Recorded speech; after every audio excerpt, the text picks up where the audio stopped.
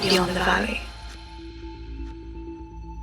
Hello and welcome to another episode of CNBC's Beyond the Valley. I'm Arjun Karpal here in London, and we've switched things up today with the backdrop. We like to change it up here on Beyond the Valley. Today's episode, we're going to be talking about the politics of semiconductors. Why are semiconductors so important? Well, the smartphone you may be watching this on or in your pocket or in your hand has some of the most advanced processors, semiconductors in the world. But also, they're not just in your consumer electronics. They're in so many products you use day to day, a refrigerator, your microwave, cars as well. And that's why they're such critical technologies for us. But they're also key to potential future applications as well in areas such as artificial intelligence and the military as well. So many use cases then. And that's why they've been dragged into a broader geopolitical battle between the US and China. They've always been a sensitive topic, but over the past few years, we've seen really the tensions around semiconductors and technology more broadly between the two nations really ramp up under the former administration of President Donald Trump. You saw sanctions placed on Huawei, one of China's most important companies, a telecommunications giant, which effectively cut off their access to key chips, and that crippled their smartphone business. You've also seen the US put sanctions on SMIC, which is China's biggest contract chip manufacturer. Again, a critical company for the country's ambitions in the semiconductor space. Meanwhile, the US has been trying to boost its own domestic semiconductor industry as well. We've covered this in other podcast episodes, which I urge you to go and listen to, where we talk about how the US has lost some of its leadership in manufacturing, how Asia, in particular two companies, TSMC in Taiwan and Samsung in South Korea, have really dominated the most advanced manufacturing of chips as well. But the US is really trying to catch up here and regain that leadership. It's passed the Chips and Science Act, which unlocks around $52 billion worth of funding for the semiconductor industry and is trying to reshore production as well. China, meanwhile, continues to throw money at its semiconductor industry, but still lags behind from a technological basis versus countries like the US and South Korea and Japan and countries in Europe as well. Japan, South Korea, and Europe, meanwhile, all looking to boost their own semiconductor prowess as well and passed acts that help the semiconductor industry. And this really sets up the geopolitical landscape here. You've got this perceived threat from many of these nations of China. There's an attempt to cut off China from some key technologies, but also these countries are trying to form alliances with each other around semiconductors and other key technology. As a grouping informally known as the Quad, which includes Australia, Japan, India, and the US. They've been talking about cooperating on semiconductors as well. South Korea is involved as well. And it's not really clear at this point how those sort of cooperation might look, what they may do together, but clearly there's intent from these countries to try to work together on semiconductor supply chains. And that's going to be a key part of the discussion today. And I'm very glad to introduce our guest for the episode, Pranay Kotastane. He is the chairperson for the High-Tech Geopolitics program at the Takshashila Institution. Pranay, thanks for joining me on Beyond the Valley. Thanks, Arjun. Thanks for inviting me. So let's kick off the discussion. Why are semiconductors such an important technology? And also, why are we starting to see countries form alliances around this technology? Yeah, that's an interesting question. Just around 7 or 8 years ago, I used to actually work in the semiconductor industry. And when people used to refer to the word technology, semiconductors were hardly discussed, because even though they are so ubiquitous, the fact that they are ubiquitous, sort of in the popular perception, their importance was very less understood because they were just there in the background. No one really cared about it, right? So, but now we've seen that shift and everyone's talking about semiconductors. Semiconductors are actually metacritical, not just critical, and metacritical for three reasons, because there is a geopolitical significance, there is an economic imperative, and third, there is also a technological imperative. By geopolitical significance, what I mean is that the semiconductor supply chain is quite unique. It is globally one of the most globally integrated supply chains. No one in the world can manufacture an entire semiconductor on their own. No country can. So they have to rely on many countries. The way it has developed over the many years is that some country and some company in one country will do one part of it, specialize in it, get really good at it, whereas the other parts of that supply chain will be left to the other countries and other companies to develop and become better at, right? So that's why and that has given the semiconductor industry a massive advantage. This sort of comparative advantage based specialization has allowed it to develop by leaps and bounds, right in 1965 there were 64 transistors in a chip, and now we have reached 134 million per millimeter square transistors because of this specialization where companies do one specific part of the supply chain and get really really good at it. So because of that reason, the expectations that we have from semiconductor technology is very different from what you would have from any other technology. No other industry you would expect that things improve, performance improves 2x every year. I don't think there's any other industry, but in semiconductors it is. So anyways, because of this, what has happened is there are many companies spread across the world doing small part of it, which means there's a geopolitical angle to it, right? What if one company doesn't supply the things that you need? What if one of the countries sort of puts things about espionage through chips?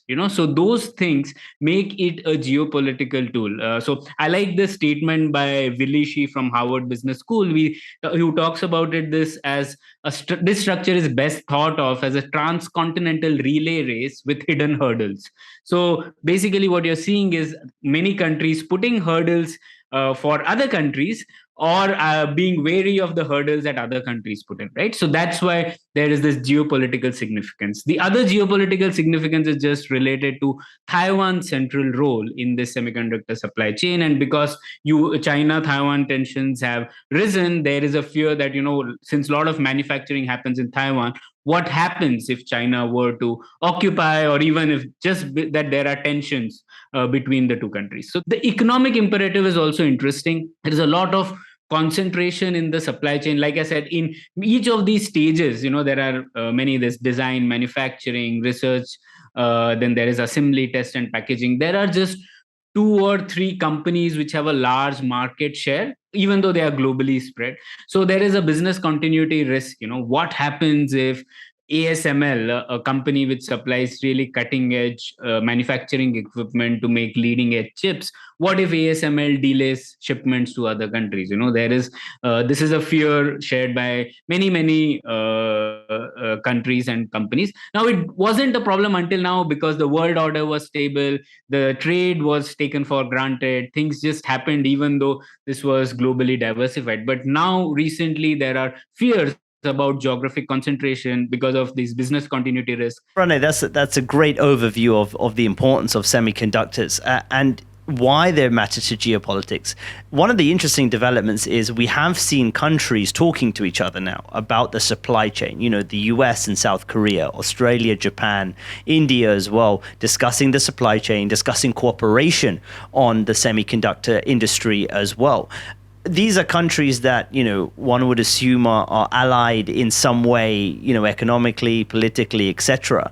Why are we beginning to see these alliances of some sort being formed? Is it because of the recognition of those factors that you said, and how much, of course, is it about the perceived threat of the rise of China from a technological perspective? Yeah, I think a lot of it is to do with China. So in the initial phases, if you see a lot of countries, the immediate response when COVID-19 struck and there was supply chain shortages, a lot of countries were thinking, can we build our own ecosystem? That was the immediate first reaction. But as we just discussed, because the supply chain is so complex, there are very good economic reasons for why things happen the way they do. It's just foolhardy to try and do everything locally. You would require massive government support year on year, right? Like, just if you would have seen TSMC fab, which does 5 nanometer fabrication in the US, would require $12 billion, and it will start production only 3-4 years from now, and the government would have to keep doing this year on year, to make it suitable. And that too, manufacturing chips in the US is around 30-40% costlier than it is in Taiwan. So there are these reasons why it doesn't make sense to go alone. So the way I put it is plurilateral cooperation in this sector is a necessity and not just a choice. So a lot of countries now are coming to the view that you need to have cooperation across many countries, utilize the comparative advantages of various countries, and then string together an alliance that can develop secure chips. So that's why what you're seeing is, for example, the Chip 4 alliance, which is being talked about recently. So South Korea is a leading memory chip maker. Japan has all the expertise in really manufacturing equipment and materials that go in, and Taiwan, as we know, does great in advanced manufacturing, and US is really the design behemoth in this sector. So if you have the comparative advantages of various countries put in together, then you can build a supply chain which is secure. And yes, the immediate reason for all this is definitely China, because if you look at the entire technology stack of China, there is a lot of development in many sectors where they are sort of trying to compete with the US. But on semiconductor manufacturing, that's sort of one Achilles heel for China. Let's dig into that a bit more. You gave a great overview of the strengths, the comparative strengths of the US, South Korea, and Japan. We know they are very strong, and of course Taiwan in manufacturing.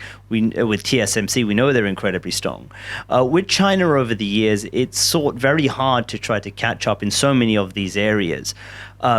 But it has lagged behind in so many of these areas. What are the impacts of two things? Firstly, the sanctions we're seeing from the US on Chinese companies, in particular, when we talk about export bans. It's hard for a company like SMIC, China's largest contract chip manufacturer, to get the most advanced extreme ultraviolet lithography tools, for example, which stops them from producing the most advanced chips. And secondly, what is the impact of these alliances, or what will be the impact of these alliances that are being formed on a geopolitical level on the development of China's own semiconductor ecosystem? In my view, I think over the short term, China's development in this sector will be severely constrained. But over the long term, I do think they will be able to overcome some of the current challenges, but yet they won't be able to reach the cutting edge that many other countries are. So that's a short answer, but let me sort of dwell deeper why I say that. So if you look at the entire semiconductor supply chain, again, you have to look at design in China, manufacturing in China, and then assembly, test, and assembly, test, and packaging. So in the last section, the assembly, test, and packaging, China does reasonably well. It has a lot of facilities, because that is really a sector which requires a lot of labor, a lot of cheap labor, a lot of competent cheap labor, I would say. So that's where China is at its strength, and they really have done well there. Design is something where there's a lot of recent interest because of the current sort of fears and the Make in China program, the idea that this is one critical sector. So that's where if you see lots of local government investment has happened in that. There are everyone from food manufacturing companies to others investing in this sector, because government has sort of put in money. There's a lot of crowding in of investment. So that has sort of led to a lot of design firms coming up. There are a lot of failures as well, but I do see some of them might be able to pick up. There'll be a lot of failures, but some will be able to proceed. But I think the real challenge is in manufacturing. And that's where even though SMIC has been able to do a lot of manufacturing, in the sense they can do 14 nanometers, etc. There are news of them getting to 7 nanometers, but we need to differentiate between the ability to be able to produce a chip and the ability to be able to produce it in mass quantities. Mass quantity production requires a recipe which you need to perfect over time. It requires a lot of international collaboration, etc., which I think is now a big problem for China, because of the way China has sort of antagonized neighbors, antagonized the world in many respects. So because of that, what we are now seeing is that what China could do 3-4 years earlier in terms of international collaboration won't just be possible now. So really, we didn't talk about EDA countries just supplying some tech to China was not a problem at all, right? But in the new world, that is a problem. So what you're seeing now is the EDA is basically softwares which is used for designing chips. So those there are just 3 companies in the world who do that, at really cutting edge. All of them are in the West, 2 in the US, third in the US, but a German company. Now, they have sort of, when you saw Huawei, the entire issue, or Huawei couldn't access some of the design, some of the EDA vendors because of the export control regimes, etc. And that really set it back. So Huawei's semiconductor manufacturing and that unit has sort of taken a big hit. Xinhua Unigroup is another one which has taken a hit. So I think in the short term, there's a definite sort of setback to China's plans. In the long term, they might be able to overcome some of these challenges, but they'll still be some way behind other countries. And so we've spoken about China now, and obviously the strengths of US, Japan, South Korea, and why they're talking about alliances. But what about 2 other places I want to talk about? India first, and the EU second, because we know that for many years, many of these countries have had strength in semiconductor industry, but India, it's not necessarily been somewhere where they've really played heavily in the semiconductor supply chain, yet they are trying to get themselves involved in some of these geopolitical alliances around semiconductors. So what do you see the role of India as going forward when it comes to the geopolitics of semiconductors? Yeah, I think India has a crucial role to play because, out of the top 10 semiconductor companies by revenue, 7 have design centers in India. In fact, right in the city that I'm speaking out of. And a lot of semiconductor design capability requires, it's basically a human capital intensive process, requires a large amount of trained engineers. And India does that. In fact, what you will see is, even things in the US, for example, there's a Chips and Science Act which puts in massive investment, but there are not enough people to do those things, and a lot of that manpower is going to come from countries which are allied, in not allied but in good terms with each other, and India plays that role. So on semiconductor design, I have no doubt that India has a big role to play.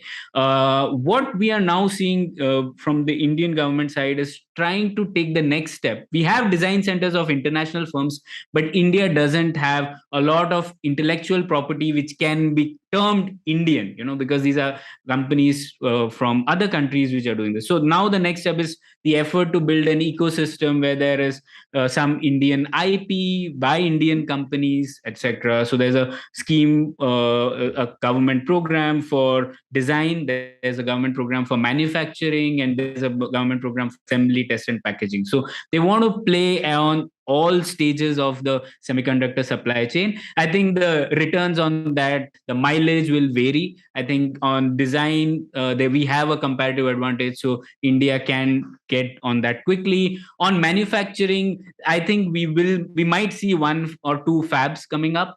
They'll be trailing edge fabs. On a lot of other fabs, India will require collaboration with other trusted partners. And that's why the developments on the Quad front, on the semiconductor supply chain initiative, are quite promising, because again, India, Australia, Japan, and US have a very good complementary strength based comparative advantage that they can draw upon.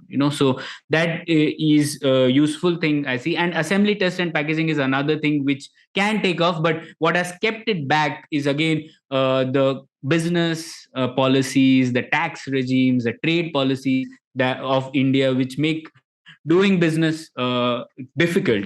So if those things are, there's an effort to sort of change that, and if that happens, I think we will see a lot more action from India there. Coming to the EU, I think again, EU is does massively well in the upstream part of the supply chain, right? So R&D, there's IMEC in Belgium, which does a lot of cutting edge R&D on next generation chips, etc. UK has ARM, which is the instruction set which powers most of our phones, and there are a lot of automobile firms which are there in Europe, which are actually sort of the end users of a lot of technology which is used in semiconductors. So Europe, again, in design, in R&D, has strength. It has not done so well on the leading edge manufacturing, which again moved to Taiwan. So now there is an effort to sort of win back some players, at least get some manufacturing going and reviving it. So the way I see it, there will be lots of experiments over the next few years. Some will, a couple of them will succeed, a lot of them will fritter away. But what would be a lasting change is some cooperation which happens across countries. And you mentioned Taiwan there again, and we've spoken about it through this conversation. The most important chip manufacturer in the world, the leading edge chip maker, is TSMC in Taiwan. And what's interesting is we've spoken about geopolitics and the countries involved in this. But where do companies fit in? You've got some company like TSMC. They have operations on the Chinese mainland. They're building a plant in the US. No doubt the EU is trying to, get them to build something as well on EU soil.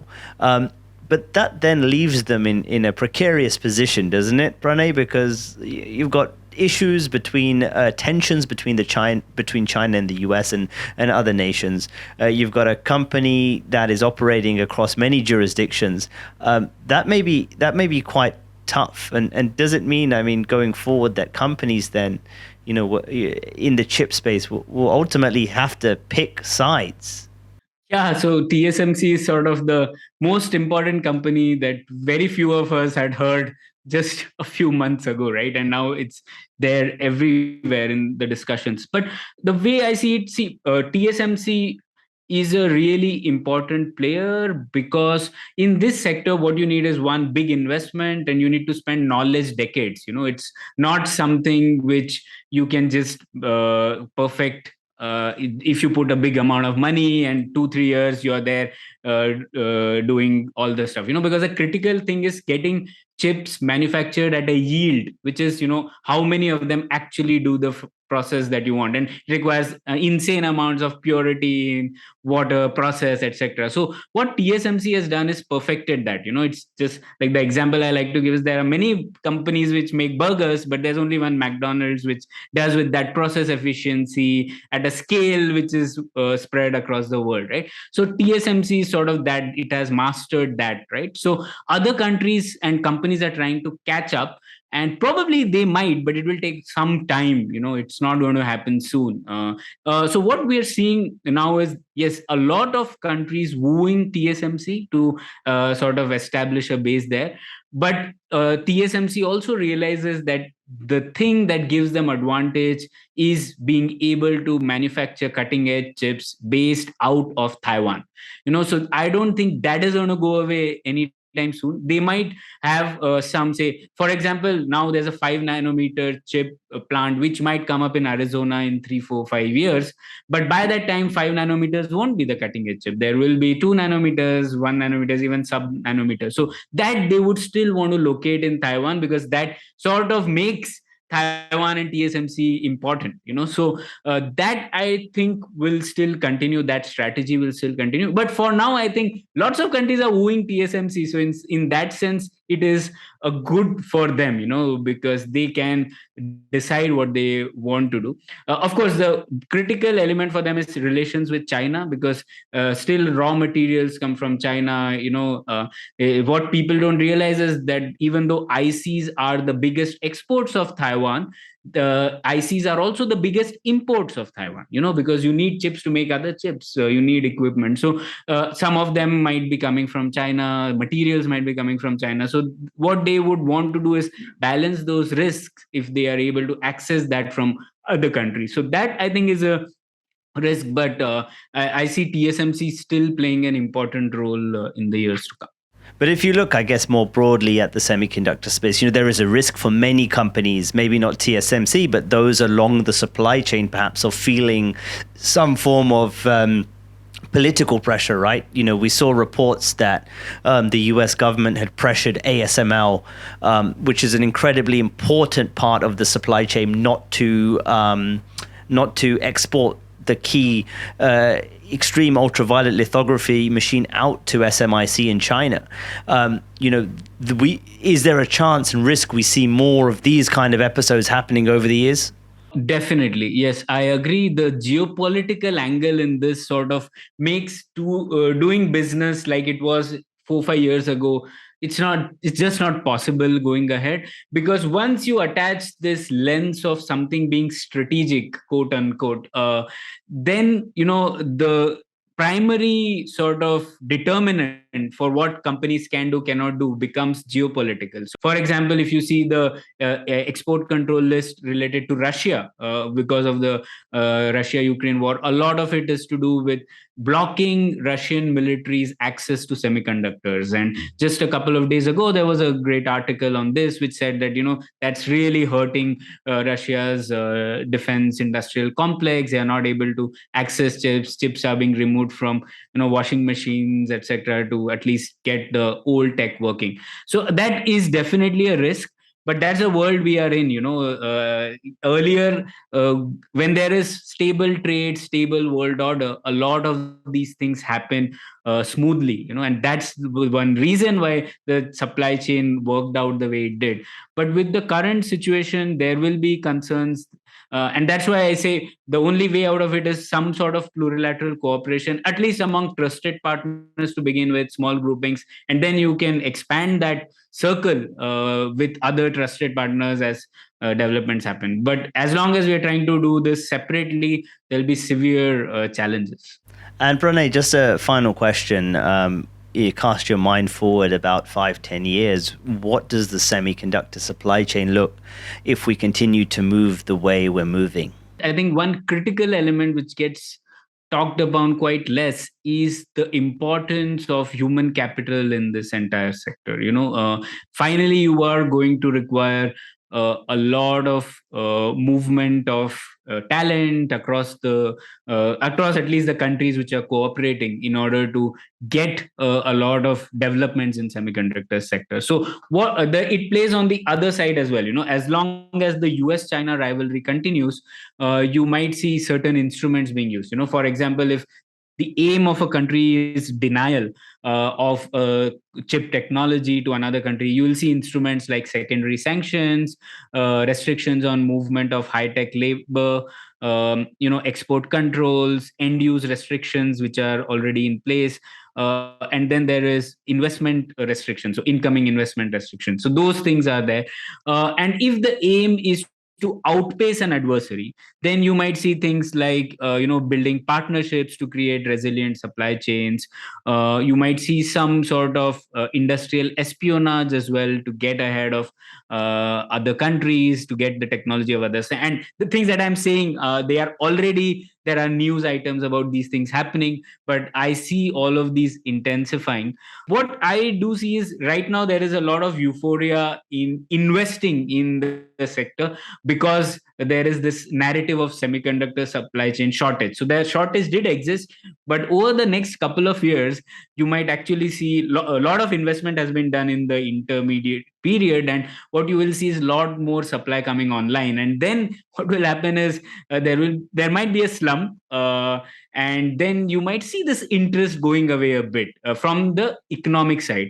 But politically, the die is cast now, in the sense that a lot of countries do want some sort of capability, some secure supply chains, and as this geopolitical angle will mean that what could happen in the past is unlikely to continue for the next 10 15 20 years. There'll be a lot of geopolitical angle fighting, and some of the instruments that I told you from the geopolitical perspective will be deployed, and you'll see a lot of that happening over the next few years. For China, it's going to be tough, given the fact that a lot of other countries have now decided that, and for these are for reasons that China has brought upon itself, that a lot of other countries will find other alternatives, and you will see that playing out. So in the technological sector, semiconductors will be a front on which the tech war between China and the rest of countries takes place. Pranay, that's fantastic insight. Thank you so much for your time and for joining me. Thanks, Arjun. Thank you. So it's clear that the semiconductor space is getting more political. For countries, it's about securing their supply chain. For many, it's about securing that supply of chips as well. For the US, it is that, but it's also about trying to regain their leadership position in the industry, at the same time trying to stop the rise of China. China is seen by several countries as the main threat from a technological standpoint. Another debate, perhaps for another time, of course, is where these individual companies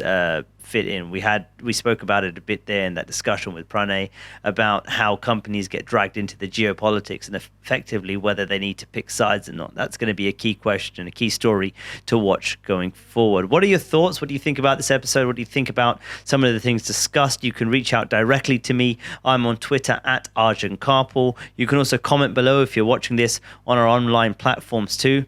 But that's it for another episode of CNBC's Beyond the Valley. Thanks for watching and listening, and I'll catch you next time. Beyond the Valley.